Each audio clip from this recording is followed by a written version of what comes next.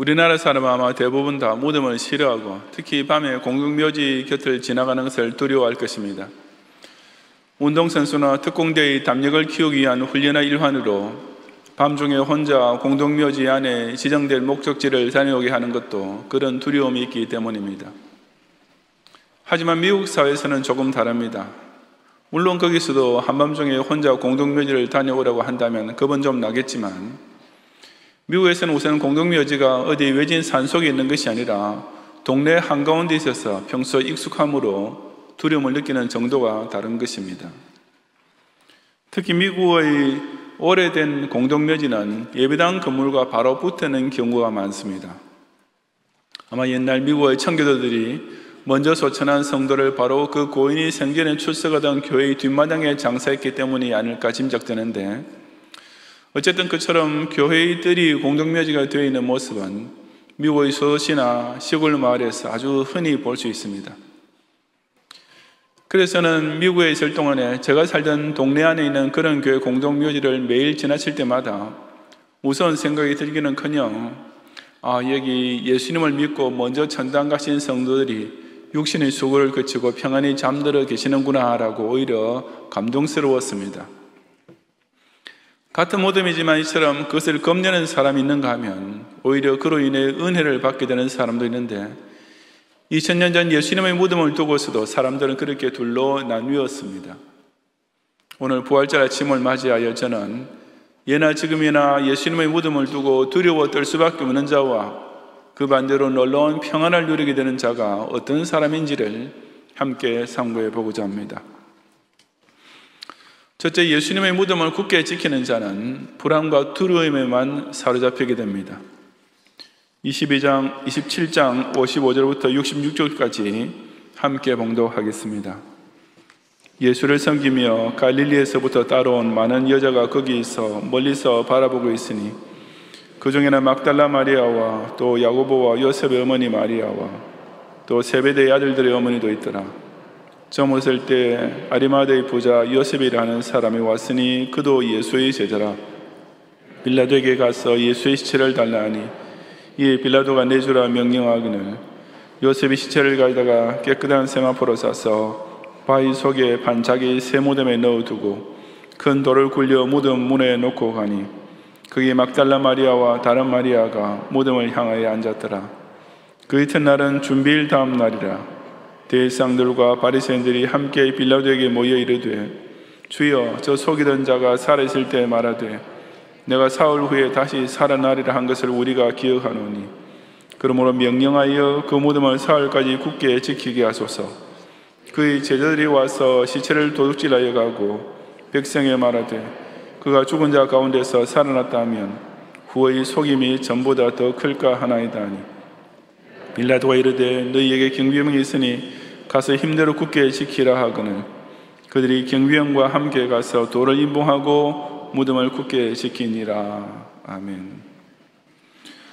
예수님께서는 금요일 오후 3시에 십자가에서 돌아가셨습니다. 본문의 저물었을 때라는 말이 바로 그날 저녁을 가리키는 것으로서 하루를 저녁부터 다음날 저녁까지로 계산하는 유대인에게는 안식일이 막 시작되려는 시점이었습니다. 그때 아리마대의 부자 요셉이라는 사람이 빌라도 총독에 가서 예수의 시체를 장사 지낼 수 있도록 허락을 받았습니다. 그런 후 그는 그 예수님의 시신을 바위 속에 반짝이 새 무덤, 즉 당시 부자가 흔히 했던 대로 자신과 가족을 위해 준비해 두었던 돌무덤 안에 장사했습니다. 평소에 예수를 섬기며 갈릴리에서부터 따라온 많은 여자들은 이 모든 일을 멀리서 바라보면서 예수님이 장사된 무덤이 어디인지를 확인해 두었습니다. 그런 와중에 누구보다도 초조함을 드러냈던 사람은 오히려 유대의 종교 지도자들이었습니다. 대제사장이나 바리새인들은 자기네를 위협하던 최대의 적수를 제거해버렸으니 그야말로 이제는 발 뻗고 잘 수 있었어야 할 터인데 실제로는 그렇지 못했던 이유가 무엇이었습니까? 그들은 예수님께서 평소에 선포하셨던 말씀을 그 누구보다도 아주 잘 기억하고 있었기 때문이었습니다. 그것이고 63절에 나온 대로 예수님께서 공생의 기간에 내가 사흘 후에 다시 살아나리라고 공공연히 선포하신 말씀이었습니다. 물론 그들이 그 예수님 말씀을 믿었던 것은 아니었습니다. 그들은 이어지는 64절에서 빌라도에게 말하고 있는 대로 단지 예수님의 제자들이 시체를 도둑질하여 가고 백성에게는 그가 죽은 자 가운데서 살아났다고 유언비어를 겉들이는 속임수를 쓸 것을 염려하고 있었습니다. 그래서 그들은 빌라도 총독이 찾아가서 예수님 무덤을 사흘까지 굳게 지켜달라고 요청했으며 그 결과 그의 허락을 받아 경비병과 함께 가서 돌을 임무하고 무덤을 굳게 지켰던 것입니다. 하지만 그것이야말로 오히려 예수님 부활 사건에 대한 아주 강력한 증거가 되었습니다. 왜냐하면 예수님의 부활을 의심할 수 있는 가장 큰 가능성이 바로 이 일을 통해 아예 원천 봉쇄가 되어버린 셈이기 때문입니다. 좀 더 자세히 설명하자면 만약 예수님 부활이 실제 벌어진 일이 아니고 그 제자들이 꾸며서 거짓으로 퍼뜨린 일이라면 그 무엇보다도 무덤에서 예수님의 시체를 없애버린 일이 급선무가 됩니다. 즉 예수님의 시체가 무덤에 남아있으면 제 아무리 헛소문을 퍼뜨린다 해도 금방 들통이 날 것이기 때문에 일단 예수님의 시체를 그 장사 지낸 무덤에서 가져나와서 다른 곳에 몰래 숨기든지 해놓은 후에 예수님의 부활설을 퍼뜨려야 했던 것입니다. 그런데 그런 가능성을 실제로 생각했던 사람은 예수님의 제자들이 아니라 바로 예수님의 대적이었던 제사장과 바리새인들이었습니다. 예수님께서 평소에 당신께서 죽으신 후에 3일 만에 부활하실 것이라고 예언하시던 말씀을 그 유대 종교 지도자들의 마음에 떠오르게 하는 것은 제자들이 아무리 하고 싶어도 할 수 없는 일이었습니다. 경비병들을 보내어 예수님 무덤을 임봉하고 밤낮으로 굳게 지키는 것도 예수님의 제자들로서는 만에 하나라도 그들이 예수님의 시체를 훔치는 의도가 있었다면 절대 원하지 않았을 일이었습니다. 그런데 제사장과 바리새인 쪽에서 제자들이 그렇게 할 것이라고 넘겨짚고 미리 조치를 해두었던 것입니다. 다시 말해서 예수님의 제자들로서는 그런 사기극을 꿈도 꾸지 않았지만 만에 하나 그런 생각을 가지다 하더라도 그런 속임수에 있어서는 타의 추정을 불허할 고단수인 유대 종교 지도자들이 훨씬 전부터 그런 가능성을 내다보고서 제자들이 절대로 그렇게 못하도록 완전하게 방비를 다 해놓고 있었던 것입니다. 그런데도 그 무덤에서 예수님의 시체가 사라지는 사건이 벌어졌으니 이것은 결국 무엇을 의미합니까? 바로 예수님의 부활은 실제로 일어난 일이며 절대로 제자들이 지어낸 거짓말이 될 수 없다는 사실이 더욱 분명하고 확실해진 것입니다. 왜냐하면 그것이 사기극일 수 있는 유일한 가능성을 다른 사람 아닌 바로 예수님의 대적편에서 이미 완전히 원천 봉쇄해 놓고 있었기 때문입니다. 그러니 대제사장과 바리새인들은 본인들이 깨닫지도 못하는 사이에 예수님의 육체적 부활이 실제로 일어났음을 여지없이 증명해 주는 일을 스스로 저질러 놓았던 셈이 됩니다. 참으로 하나님의 섭리는 오묘하지 않습니까? 아무리 하나님을 부인하고 거역하고 대적하려 해도 하나님께서는 그런 행위까지도 당신에게는 결국 합력하여 선이 되도록 만드시는 분이십니다. 하나님의 가장 미련한 것이라 할지라도 사람의 가장 지혜로운 것보다 훨씬 더 지혜롭기 때문입니다. 속담에 맞은 놈은 발 뻗고 자고 때린 놈은 웅크리고 잔다는 말도 있지만 예수님은 십자가에 못 박아 죽인 자들이 이처럼 오히려 더욱 불안과 두려움에 떨고 있었습니다.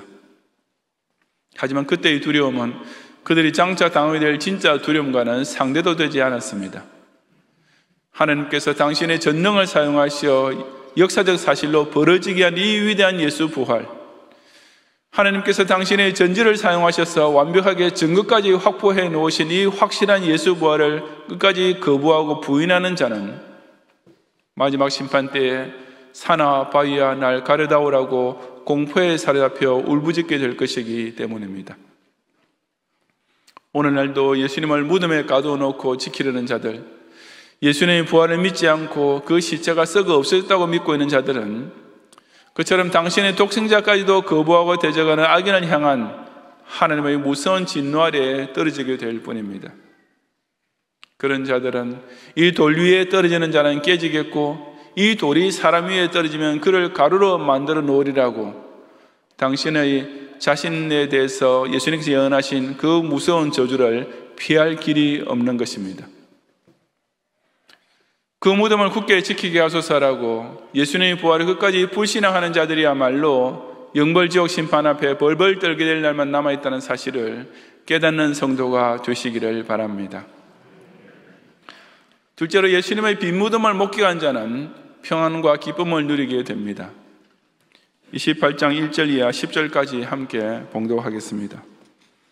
안식일이 다 지나고 안식 후 첫날이 되려는 새벽에 막달라 마리아와 다른 마리아가 무덤을 보려고 갔더니 큰 지진이 나며 주의 천사가 하늘로부터 내려와 돌을 굴려내고 그 위에 앉았는데 그 형상이 번개 같고 그 옷은 눈같이 희거늘 지키던 자들이 그를 무서워하여 떨며 죽은 사람과 같이 되었더라. 천사가 여자들에게 말하여 이르되 너희는 무서워하지 말라. 십자가에 못 박히신 예수를 너희가 찾는 줄을 내가 아노라. 그가 여기 계시지 않고 그가 말씀하시던 대로 살아나셨느니라. 와서 그가 누우셨던 것을 보라. 또 빨리 가서 그의 제자들에게 이르되 그가 죽은 자 가운데서 살아나셨고 너희보다 먼저 갈릴리로 가시나니 거기서 너희가 배우리라 하라. 보라 내가 너희에게 일렀느니라 하거늘 그 여자들이 무서움과 큰 기쁨으로 빨리 무덤을 떠나 제자들에게 알리려고 다람질할세 예수께서 그들을 만나 이르시되 평안하냐 하시거늘 여자들이 나아가 그 발을 붙잡고 경배하니 이 예수께서 이르시되 무서워하지 말라. 가서 내 형제들에게 갈릴리로 가라 하라. 거기서 나를 보리라 하시니라. 아멘. 예수님의 부활은 부활절 새벽에 쥐도 새도 모르게 조용히 진행된 것이 아니었습니다. 2절에 나온 대로 큰 지진이 나고 천사가 내려와서 그 무덤을 봉하고 있던 돌을 굴려내었습니다. 또 그 천사는 형상이 번개 같고 그 옷은 눈같이 희다고 했습니다. 그러니 그 부활 사건의 현장에는 요란한 소리와 찬란한 광채가 빛나는 등 아주 스펙트클한 장면이 펼쳐졌던 것입니다. 그런 경천동지열 현상 앞에서 지키던 자들, 즉 그 무덤을 지키던 경비병들은 사절에 기록된 대로 당연히 무서워하여 떨며 죽은 사람과 같이 될 수밖에 없었습니다. 그날 새벽에 예수님의 무덤을 찾아왔던 여인들 역시 두려움에 빠지게 되었지만 그 성격은 다른 것이었습니다. 이 사실은 5절의 천사가 여자들에게 예수님의 부활 소식을 전해주면서 제일 먼저 너희는 무서워하지 말라고 그녀들을 진정시켜 주려 했던 것을 보아서도 잘 알 수 있습니다. 사람이 천사를 직접 보게 됐을 때 그 휘황찬란하면서도 압도적인 영광의 빛 때문에 두려워하지 않을 수가 없는 것입니다. 그렇게 무서워하고 있는 여인들에게 천사는 그녀들이 찾고 있던 십자가에 못 박히신 예수님은 여기 계시지 않고 그가 말씀하시던 대로 살아나셨느니라 라고 실로 놀라운 소식을 선포했습니다. 그러면서 천사는 와서 그가 누우셨던 곳을 보라고 예수 부활에 대한 최고의 증거를 보여주었습니다. 물론 그 누우셨던 곳에는 아무것도 없었습니다. 예수님께서 부활하지 못하셨더라면 당연히 그곳에 여전히 누워 있었어야 할 예수님의 시체, 대제사장과 바리새인들이 입문까지 해놓고 경비병들을 세워 그토록 굳게 지키던 무덤 안에서 절대로 절로 사릴 수가 없는 예수님의 시체는 온데간데 없었습니다. 왜냐하면 예수님은 확실히 부활하셨기 때문이었습니다. 천사로부터 그런 소식을 듣게 된 여인들은 8절에 나오는 대로 무서움과 큰 기쁨으로 빨리 무덤을 떠나 제자들에게 알리려고 다름박질하기 시작했습니다. 예수님께서 부활하셨다는 사실은 두말할 필요 없는 큰 기쁨이었지만 그녀들에게는 여전히 무서움, 즉 조금 전에 보고 들은 사실에 대하여 정신적 충격이 남아있었던 것입니다. 그렇게 달려가는 여인들에게 예수님께서 나타나셨습니다. 그리고 주님께서는 그 여인들에게 평안하냐라고 인사를 하셨습니다. 이것은 여인들이 사람을 만났을 때 나누는 아주 평범한 인사입니다. 여인들이 예수님을 알아보고 그 발을 붙잡고 경배했을 때 예수님께서는 그 여인들이 제자들에게 전해야 할 말씀을 일러주시면서 아까 천사와 똑같이 무서워하지 말라고 하셨습니다. 지금 무덤에서 천사를 만나 부활 소식을 들은 후에 무서움과 큰 기쁨으로 달려가고 있는 여인들에게 그 무서움은 이제 완전히 떨쳐버리고 오직 기쁨만 충만하게 하시기 위해 예수님께서 그렇게 말씀해 주셨던 것입니다. 사실 예수님의 부활 소식 앞에서는 오직 기쁨만 있어야지 무서움이 남아있을 이유가 전혀 없습니다. 그래서 그 무서워하지 말라는 말씀을 천사도 했고 예수님도 똑같이 여인들에게 해주셨던 것입니다. 하지만 천사가 그 말을 해줬을 때는 그 여인들에게 여전히 무서움이 남아있었다가 예수님께서 그 말씀을 해주시자 그 무서움이 깨끗이 사라지게 되었던 것이 분명합니다. 왜 그랬겠습니까? 천사는 그 여인들이 일찍이 본 적 없는 하늘의 영광을 입고 나타났기 때문에 아무리 무서워하지 말라고 해도 무서워할 수밖에 없지만 예수님은 이미 지난 3년 동안의 공생애를 통해 그 여인들과 아주 친근하게 교제하면서 지내셨던 분이시기 때문입니다. 그처럼 평소 잘 알고 있던 예수님께서 그녀들에게 오셔서 평소에 하시던 그대로 너희들 잘 지내느냐라고 인사를 하시면서 더는 무서워하지 말라고 말씀해 주셨으니 그 여인들도 이제는 모든 두려움을 깨끗이 떨쳐버릴 수가 있었던 것입니다. 바로 3일 전만 해도 십자가 밑에서 펑펑 울 수밖에 없었고 예수님의 시체가 아리마대 사람 요셉 무덤에 안치되는 장면을 멀리서 바라보면서도 여전히 흐느끼고 있을 것이 틀림없는 여인들이었습니다. 하지만 이제는 그 슬픔이 놀라운 기쁨으로, 그 눈물이 무한한 환희로, 그 고통스럽게 짝이 없던 순간이 이게 꿈인지 생신지 모를 정도로 행복한 순간으로 바뀌게 되었습니다.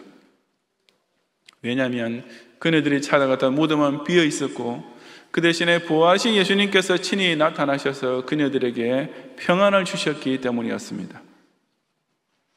이것이 예수님께서 하나님과 사람 사이의 중보자가 되시기 위해 화역강사신 목적 중 하나입니다.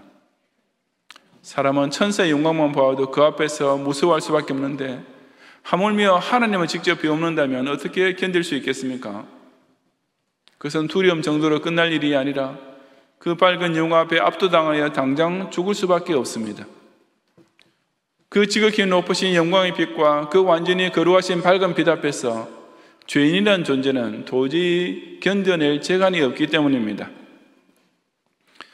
그런 까닭에 예수님께서는 사람의 모습으로 우리에게 찾아와 주신 것입니다. 그리고 우리와 같이 사시고 친구가 되시고 대화도 나누시고 음식도 같이 잡수시는 등 함께 생활하시며 예수님께서는 우리에게 아주 친근하고도 편하게 다가와 주셨습니다. 그런 예수님과의 사귐은 아무 두려움이 있을 수 없는 오직 평안만 넘치는 너무나 행복한 관계가 아니겠습니까? 바로 이런 예수님과의 교제를 통해 저와 여러분에게는 저 높고 위대하신 하나님을 원래는 감히 똑바로 쳐다보지도 못하고 그저 두려워하며 벌벌 떨 수밖에 없었던 여호와 하나님을 감히 친히 배웠고 사귀며 섬길 수 있는 길이 활짝 열리게 된 것입니다. 이선 세상에 다른 그 어떤 위인이나 성인도 아니 천사조차도 결코 할 수 없는 일, 오직 유일한 중보자이신 예수님만 하실 수 있는 실로 위대한 일입니다. 오늘도 와서 그가 누우셨던 곳을 보라 하는 말씀 앞에서 예수님의 부활을 확신하는 자에게만 주어지는 이 놀라운 기쁨과 평안을 충만히 누리는 성도가 되시기를 바랍니다. 성도 여러분, 오늘날 예루살렘에 가면 예수님의 무덤이었던 곳이라고 알려지는 장소가 두 곳이 있습니다. 하나는 로마 가톨릭이 전통적으로 예수님의 무덤이었다고 주장하면서 지금까지도 천주교의 최고 순례지로 여기는 곳인데 바로 유명한 성묘교회입니다. 하지만 오늘날의 성경 고고학자들은 그 성묘교회의 신빙성에 대해 많은 의문을 제기하고 있습니다. 우선 그곳은 콘스탄티누스 황제의 모친이었던 헬레나가 꿈에 환상을 보고 예수님의 십자가를 발견했다고 전해지는 장소이지만 그 이야기 자체가 역사적 근거가 전혀 없는 전설에 불과합니다. 또한 예수님께서 십자가에 못 박히신 골고다는 분명히 예루살렘 성문 밖에 있었는데 지금의 성묘교의 위치는 예루살렘의 옛 성벽 안쪽이었던 것으로 추정됩니다. 그래서 기독교인은 그 대신에 가든툼, 정원무덤이라 불리는 곳을 예수님께서 장사지낸 바 된 곳으로 받아들이고 있습니다. 특히 이곳은 그 주변 지형이 사람의 해골과 비슷하기 때문에 골고다라는 이름은 실제로 연상시킬 만한 곳이라고 합니다.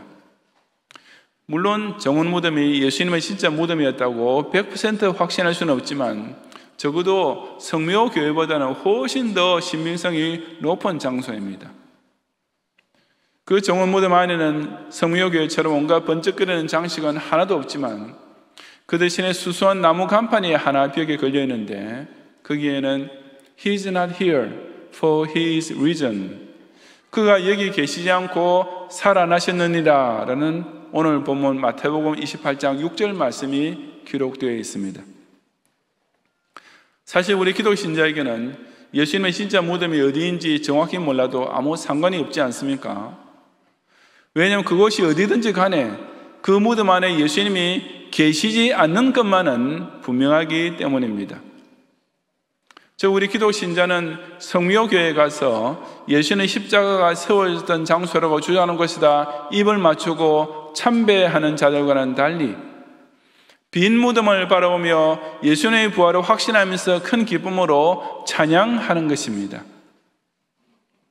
무덤을 지키려 했던 자들은 예수님 부활 후에 그 사실을 숨기느라고 전전긍긍하면서 더욱 불안에 떨 수밖에 없었습니다. 반면에 와서 그가 누우셨던 곳을 보라 하는 천사의 선포를 들은 여인들은 예수님께서 십자가에 달리심으로 인하여 빠졌던 슬픔과 고통에서 단번에 해방되면서 최고의 기쁨과 평안을 누리게 되었습니다.